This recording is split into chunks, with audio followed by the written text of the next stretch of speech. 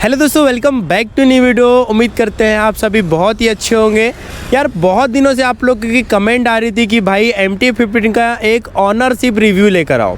यार ऑब्वियसली बात है, जो बंदा उस बाइक को चला रहा है वो बंदा उस बाइक के बारे में ज़्यादा बेहतर बता सकता है। देखिए, मैं बाइक रिव्यू करता हूँ, मैं जाके शोरूम में वॉक अराउंड करता हूँ, थोड़ा सा राइड रिव्यू करूँगा, तो मैं आपको उतना ज़्यादा नहीं बता सकता जितना ज़्यादा जो भाई उसको चला रहा है। तो आज अपने साथ है ललित भाई थैंक यू सो मच पहली बात तो टाइम निकालने के लिए यार, क्योंकि भाई आजकल सबके पास किसी के पास टाइम नहीं है। मैं जानता हूँ भाई लोग आ जाते हैं प्यार में, बहुत बड़ी बात है।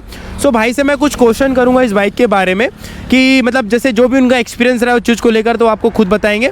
बाकी आपको पता है भाई इतनी मेहनत कर रहे हैं तो चैनल को सब्सक्राइब ज़रूर कर लेना यार, आप लोग के लिए इतनी मेहनत करते हैं।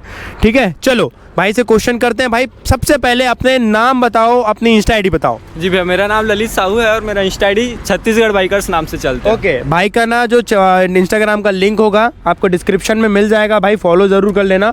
और MT के बारे में अगर कुछ पूछना तो आप उनसे पूछ सकते हो। ठीक है भाई, सबसे पहला क्वेश्चन है मेरा। जनरली देखो क्या होता है, जो भी मेरा सब्सक्राइबर अगर वीडियो देख रहा है, ठीक है, तो सबसे पहले वो मुझसे ये पूछता है कि भाई अगर मैं MT-15 लेता हूँ, ठीक है, तो MT-15 में मैं 2 लाख रुपए डाल रहा हूँ, तो आपके हिसाब से क्या इसमें 2 लाख रुपए डालना सही है या गलत है? मेरे अकॉर्डिंग अगर देखा जाए तो 2 लाख रुपए के हिसाब से थोड़ी बहुत ओवर प्राइसिंग लगती है बाइक, लेकिन उसके अकॉर्डिंग अगर देखा जाए तो 150 सीसी सेगमेंट में होने के बावजूद ये 200 सीसी की NS200 और ड्यूक 200 को बीट कर देती है, तो उस अकॉर्डिंग हाँ समथिंग सही है बाइक। भाई देखो ओवर प्राइस बोल रहे हैं, मैं बाइक की बात से वैसे एग्री हूँ। अब KTM ड्यूक 125 वाले लवर समझ लो 2,05,000 की है वो। बाकी आगे कुछ नहीं बोलना चाहता क्योंकि मैं खुद 390 राइडर हूँ। बाकी आप समझदार हो। हाँ, ये बात मैं आपकी भी एग्री करता हूँ कि प्राइस थोड़ा सा ज़्यादा हो गया। जब ये 160 170 तक थी ना, तब ये वैल्यू पर मनी थी। ठीक है, इसका ज़्यादा है। लेकिन अभी क्या है ना, आजकल मुझे लगता है कि भाई सारी बाइक जो है महंगी हो गई। ये बात तो है, क्योंकि BS3 के बाद सीधा जो BS6 आ रहा है मॉडल, वो सब बाइक मतलब महंगा होके आ रहा है। ठीक है, नंबर 2 क्वेश्चन, आप इस बाइक को कब से राइड कर रहे हो? 5 महीने के समथिंग हो गया मेरा बाइक को इसको लिए हुए, तो 5 महीने हो गया मेरे को। और अभी आपने कितनी चला ली इसको? 4000। भाई ने 4000 चला ली, मतलब 4000 का एक्सपीरियंस बहुत अच्छा होता है। ठीक है, तो 4000 में आपने कई बार शायद आई थिंक लॉन्ग टूर में भी गया होगा। हाँ, लॉन्ग टूर में तो गया हूँ भैया। कितना कंटिन्यू चलाए होगे? 300 किलोमीटर के समथिंग। हाँ, कंटिन्यू। कहाँ गए थे? हम लोग गए थे यहाँ सानीधारा गए थे भैया, वो यहाँ से होगा मतलब आने जाने का टोटल मिला के हो जाता है। तो भाई 300 किलोमीटर कंटिन्यू चलाना, 300 कंटिन्यू आपने चलाया, तो मुझे ये बताओ जब आपने बाइक को राइड किए तो ये उस टाइम पे कितनी कंफर्ट थी? कंफर्ट तो है भैया, अगर इसका जो R15 वगैरह के कंपेयर में अगर देखें ना, तो ये बाइक कंफर्टेबल है R15 वगैरह के जो उसके कंपैरिजन में ना ये है।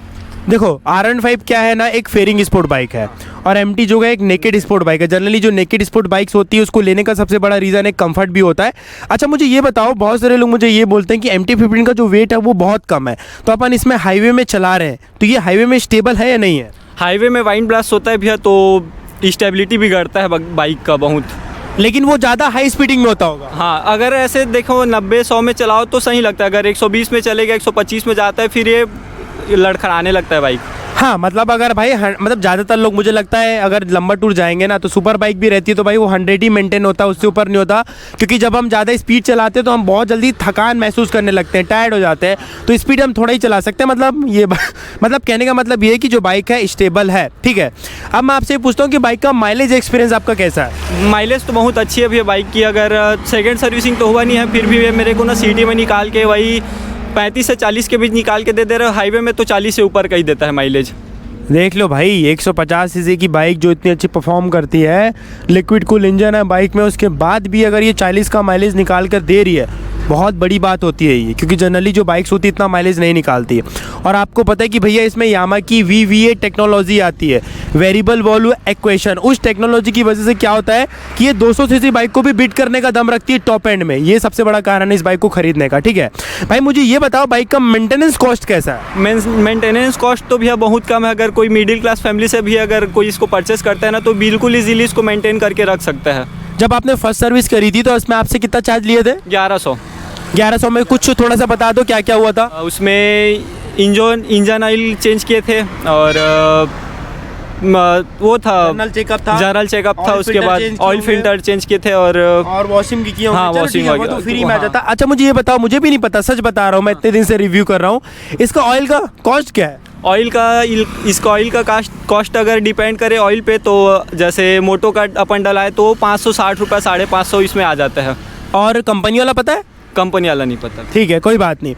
और ये मुझे बता दो कि जैसे मान लो आप, जैसे भाई क्या है ना, आजकल आपको पता है कि बाइकर जो होते हैं ना, उनके शौक बहुत बड़े होते हैं। अब भाई मान लो जनरली मेरी जो सैलरी है या आपकी सैलरी जो है वो अराउंड 12,000 रुपये महीने की है। जनरली आजकल भाई मुझे लगता है कि इंडियन में जितने भी मतलब लोग हैं अपनी एज के, उनकी सैलरी इससे ज़्यादा बहुत कम लोगों की होती है। तो वो बंदा अगर 10,000 महीने का कमा रहा है, 10 से 12,000 रुपये, तो क्या उस बाइक को मेंटेनेंस कर सकता है अगर वो 3,000 रुपये इसकी EMI पटा रहा है तो?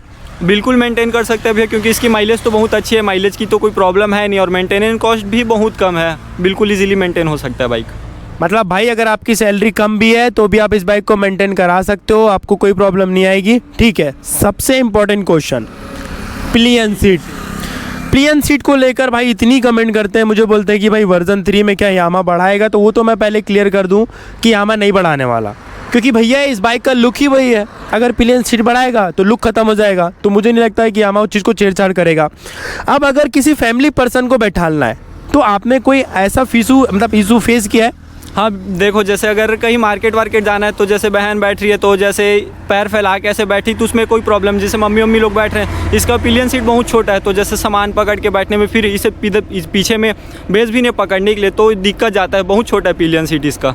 सही बोल रहे हैं भाई, इसमें जो ग्रेबिल्स है वो भी उतनी बेहतर नहीं है कि पीछे इसमें बैठ सके पकड़ के। और हाँ, भाई ने जैसे बताया बहन है ऐसे बैठ जाएगी, भाई है ऐसे बैठ जाएगा, लेकिन अगर मम्मी ऐसा बैठती है लेडीज़ टाइप का तो फिर थोड़ा सा इशू आएगा उसमें। ठीक है, अब मुझे ये बताओ कि MT-15 जो है, मतलब बहुत सारे लोगों से मैंने सुना है कि जो यामा का इंजन होता है वो बहुत ज़्यादा स्मूथ होता है। तो आपने 4,000 किलोमीटर तो चला ली, आपको ये चीज़ तो महसूस हुआ होगा, तो आपको क्या कहना है इस बारे में? स्मूथ है एक्चुअल में या सिर्फ बातें हैं? स्मूथ तो लगता है भैया, क्योंकि अभी तक तो ऐसा कुछ फेस करने को मिला नहीं है और ना जैसे कुछ प्रॉब्लम भी नहीं आया है, तो स्मूथ बोल सकते हैं इसको। मतलब 4,000 किलोमीटर तक भाई ने ऐसा कोई इशू जो है फेस नहीं किया होगा। और एनी हीटिंग इशू? नहीं, हीटिंग इशू नहीं। अगर ज़्यादा स्पीड पे चला रहे हैं तो जो कूलर रहता है वो कूल कर देता है, हीटिंग का इशू नहीं है इसमें। ओके ठीक है। और मैं आप बोलना चाहूँगा कि एक आध दो बार आपने शायद टॉप एंड ट्राई किया होगा, हाँ टॉप कितना गई है अभी तक 127 गया है मेरे से। पिलियन में या अकेले? अकेले में अकेले में 127 गई है। मतलब हो देखो, टॉप एंड में क्या होता है, जो नेकेड स्पोर्ट बाइक होती है ना, वो विंड ब्लास्ट बहुत ज़्यादा फेस करती है, तो उस टाइम ये भी डिपेंड करता है कि विंड ब्लास्ट कितना है। उस कभी कभी क्या होता है, विंड ब्लास्ट कम होता है, कभी कभी ज़्यादा होता है, कभी कभी 390 मेरी 150 से ऊपर नहीं जाती और कभी कभी 170 ईजिली चले जाती है, तो वो विंड ब्लास्ट पे भी डिपेंड करता है। तो इस चीज़ को जो है थोड़ा सा इग्नोर करना। और मुझे ये बताओ, इतने दिन से आप चला रहे हो भाई, अब बातें तो अच्छी हो गई, अब हम सबको पता है कि हर बाइक में कुछ ना कुछ डिसएडवांटेज होता है। आप ये बताओ कि इसका माइनस पॉइंट क्या क्या लगा? मेरे को इसका सबसे बड़ा माइनस पॉइंट जो लगा है वो इसका ड्यूअल चैनल एबीएस। इसमें कंपनी ड्यूअल चैनल एबीएस देना चाहिए था, क्योंकि ब्रेकिंग के लिए अगर बात करें ना, ड्यूअल चैनल एबीएस बहुत इंपॉर्टेंट होता है बाइक के लिए। सेकंड इसका पिलियन सीट, और तीसरा इसका लाइट, मतलब ज़्यादा विजिबिलिटी नहीं। अगर आप ऑफ रोडिंग कर रहे हो ना तो आपको फॉग लाइट एक्स्ट्रा डलवाना ही पड़ेगा। मतलब भाई का कहने का मतलब ये है कि एक्सट्रीम लेवल की मतलब ऑफ रोडिंग कर रहे हो तो वहाँ पे थोड़ा लाइट का थोड़ा सा इशू आएगा। और भाई dual channel anti lock braking system को लेकर मैं हमेशा बोलता हूँ कि यामा वाले को अपडेट करना चाहिए। भाई यामा वालों, अगर कोई भी देख रहे हो आप बात को समझो। आपने R15 जैसा है सेम इंजन दिया, सेम आपने टायर दी, आपने सेम ब्रेकिंग दी, बट उस चीज़ में आपको अपडेट तो करना चाहिए ना, ये इंपॉर्टेंट चीज़ है। मैं भाई की बात से एग्री करता हूँ, ये चीज़ जो है बाइक में ज़रूर अपडेट करना चाहिए। बाकी भाई इतना बता दो कि अगर मेरे जो व्यूवर्स हैं, अगर वो इस बाइक को लेना चाहते तो क्या कहोगे? अगर व्यूवर के ऊपर डिपेंड करता है। अगर ये लुक पे जाएंगे तो मेरे को MT-15 का लुक बहुत सबसे बेहतरीन लगता है। अगर NS200 और ड्यूक में भी जाना चाहते हैं तो एक ओवर प्राइसिंग के अकॉर्डिंग देखें ना तो NS200 ड्यूक वगैरह में भी कोई दिक्कत नहीं अगर लेने में, लेकिन बेस्ट है बाइक MT-15। मुझे लगता है कि NS200 से तो बेटर है ये, लेकिन ड्यूक 200 जो है वो भी एक पावरफुल बाइक है, बट उसमें भी माइनस पॉइंट है क्योंकि उसमें भाई LED लाइट नहीं आती, ड्यूक में भी उतना अच्छा मीटर नहीं आता। तो मुझे लगता है दोस्तों इस प्राइस सेगमेंट में आपको ये बाइक जो लेना चाहिए बिल्कुल लेना चाहिए। और भाई बहुत ज़्यादा धूप लग रही है, मुझे भी गर्मी लग रही है, हमारे वीडियोग्राफर भाई को भी गर्मी लग रही है, और जो भाई हमारा बोल रहा है देखो पसीने बहने हो गए शुरू।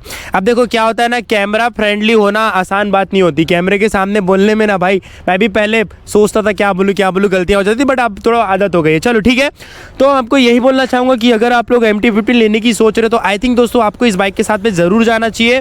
बाकी अगर आपको कोई क्वेश्चन आप कमेंट करके पूछ सकते हैं, भाई की इंस्टा ID भी मैंने दे रखी है, अगर आपको मुझसे कुछ बात करनी तो आप आके बोल सकते हैं। सो उम्मीद करते हैं छोटी सी वीडियो अच्छी लगी होगी। भाई का नाम क्या है? विराज भाई, thank you so much video shoot करने के लिए, थैंक यू सो मच भाई। ठीक है, तो मिलते हैं दोस्तों फिर नेक्स्ट वीडियो में। लव यू ऑल, जय हिंद, वंदे मातरम।